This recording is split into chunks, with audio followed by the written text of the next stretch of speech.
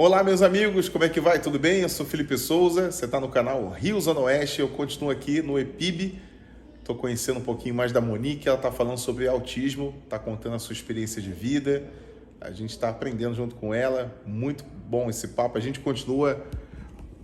Monique, você estava contando aí do seu filho mais velho, mas você disse que também você engravidou depois e o segundo filho também com autismo. Engravidei, foi um desespero, fiquei muito nervosa.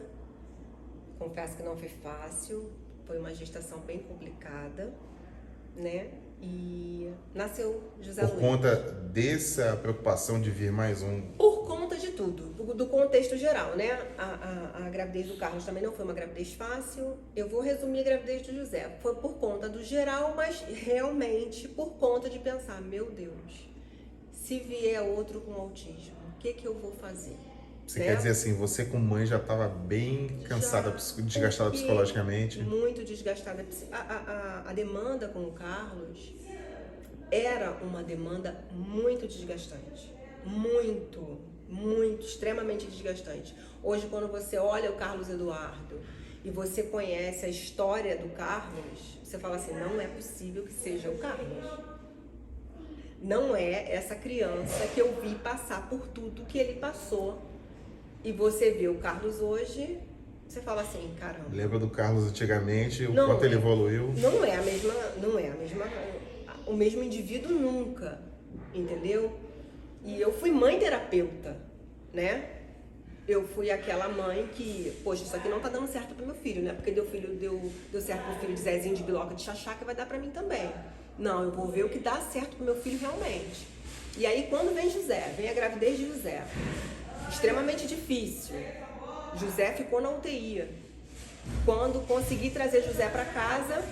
Já nasceu e foi direto para UTI? Já nasceu com fratura de clavícula e com N probleminhas respiratórios e foi para UTI. Nossa. E aí, como é que você... E você como mãe, né, acaba de dar à luz e você pensa, como é que eu vou fazer? Na UTI, na Tijuca, e o mais velho com autismo em Campo Grande. Precisando do seu suporte. Precisando do suporte, porque eu nunca tinha ficado tanto tempo longe. E quando eu volto... E o seu marido, trabalhando? Meu marido desempregado.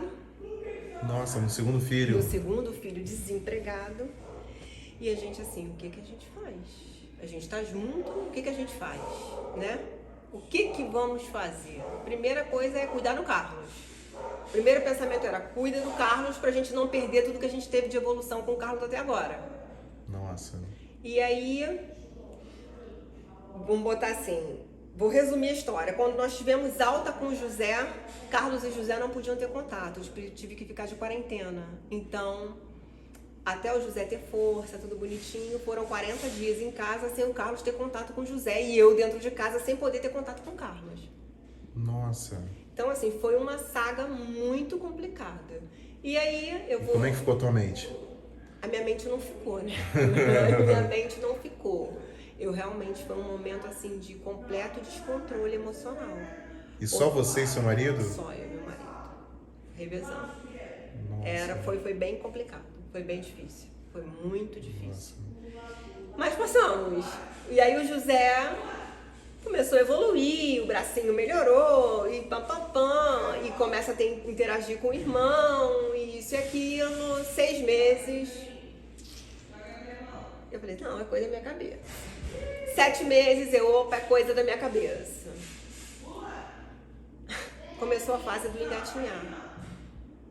E aí o José não engatinhava igual, né, não tentava igual uma criança convencional, né, uma criança típica. Ele fazia tudo menos o engatinhar. Até que eu comprei uma cadeira. Sabe essas cadeiras de descanso de criança? E o meu filho fazia movimento de pêndulo, que é esse movimento aqui. A cadeira não parecia uma cadeira, parecia uma catapulta. Ele batia na cadeira e ele ficava nesse movimento de pêndulo mesmo, só que com a cadeira. Né? Ele dava impulso com a cadeira. Eu falei assim, não, eu não tô acreditando que eu tô vendo isso. Aí começou a voltar o filme na cabeça. Quando fez 9 meses, eu falei pro André, olha só, o José tem autismo. André, para de inventar coisa, isso é coisa da sua cabeça. cabeça, PPP e parará. Isso 2015, que foi quando José nasceu. 2016, 2017, comecinho de 2018, conseguimos, graças a uma amiga linda, que assim, eu acho que a gente tem que falar das pessoas que fazem o bem também, né?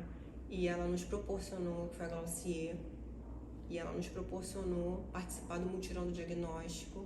A Lívia também, através do Anjinho, nos proporcionou a participar do mutirão do diagnóstico, que é uma oportunidade para as famílias que não têm condições de ter um laudo, de ter essa testagem que eu falei. Existe ainda esse mutirão? Existe ainda esse mutirão. E a gente tem que tentar trazer e atingir mais famílias, porque não é barato para fazer. Onde que fica esse mutirão? Não é onde que fica. É assim, como é que acontece, então? Acontece, se eu não me engano, acontece uma vez por ano, né? E tem uma quantidade específica. De vagas, né? De vagas para fazer. Na minha época, eu acho que foram 10 vagas disponibilizadas. E aí a doutora Gabriela Krenzel, ela sai do Jardim Botânico, vem para Campo Grande para ajudar as famílias.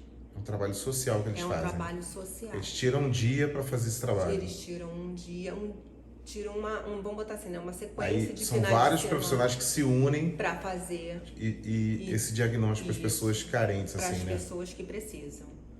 Então, assim, eu sou muito grata. E aí eu recebi o diagnóstico do José, que para mim foi só o papel. No caso do José, para mim foi só o papel.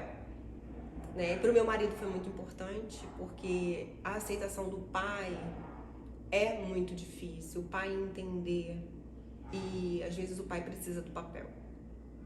Né? E a gente que tem baixa renda, a gente precisa do diagnóstico sim para tudo.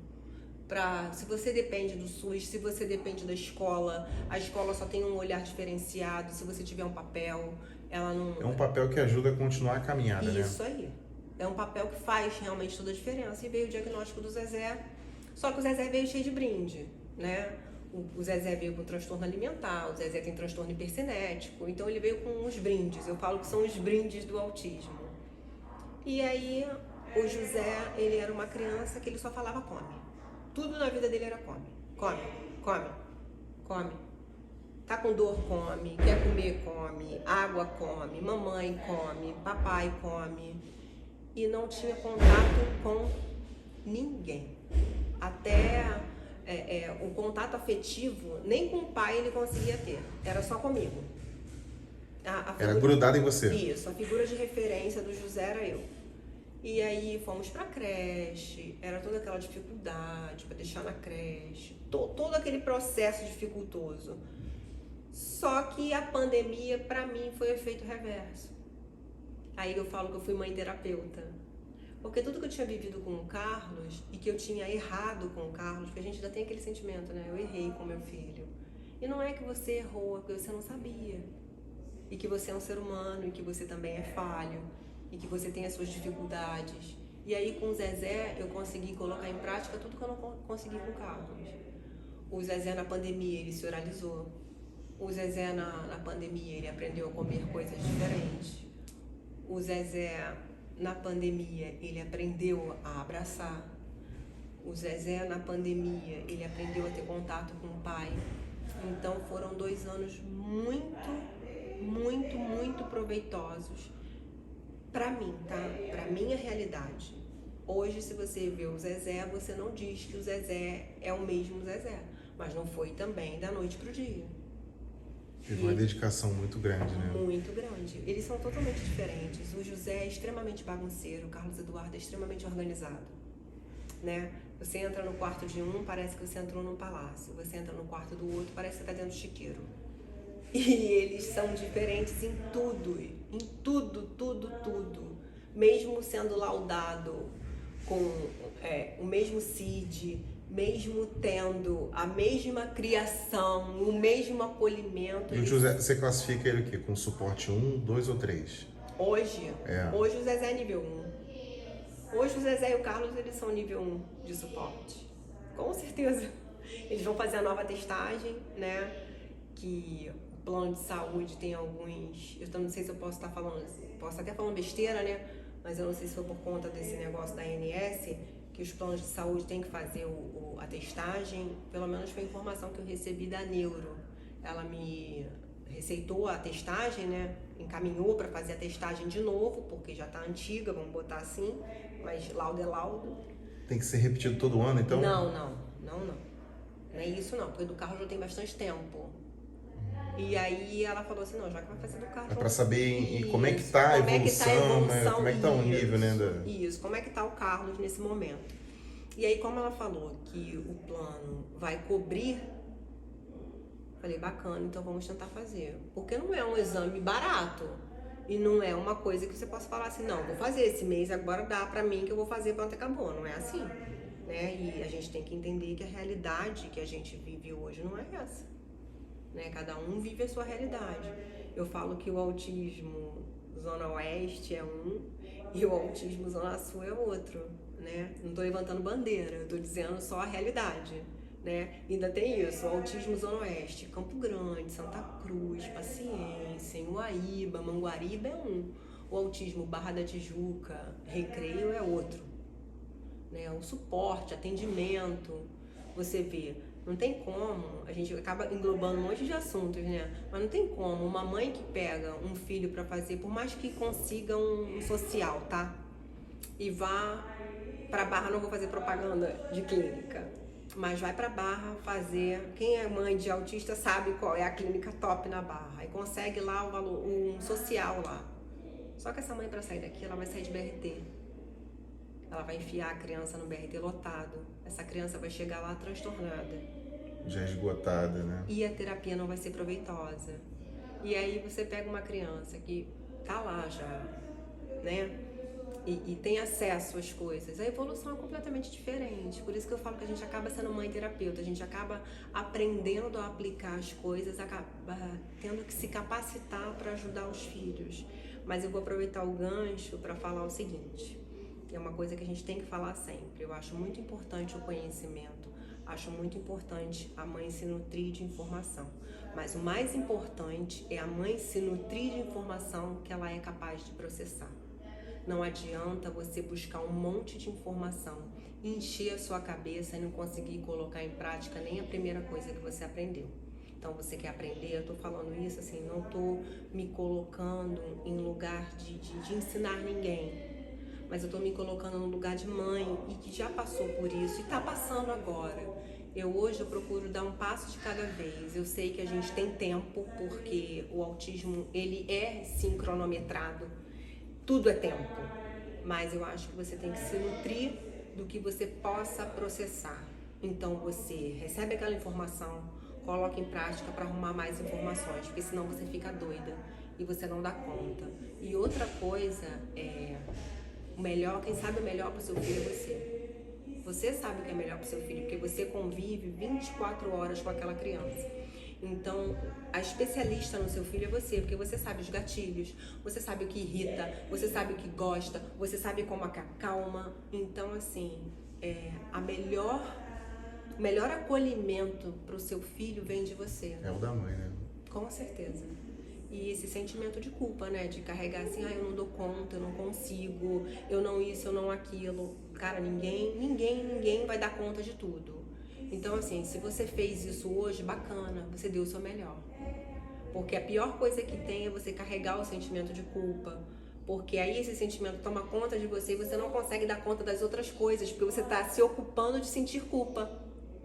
E aí o tempo que você está perdendo sentindo culpa, você estaria se nutrindo de outras coisas. Então eu acho que é muito importante falar isso. Nossa, com certeza. Monique, eu pedi para você segurar aí. Olha aqui, que papo valioso a gente está tendo aqui. Eu vou fechar esse vídeo aqui. No próximo a gente vai falar sobre como é que fica a mente da mamãe e ela vai passar a experiência dela e como é que ela chegou nesse belo projeto aqui. Até o próximo vídeo.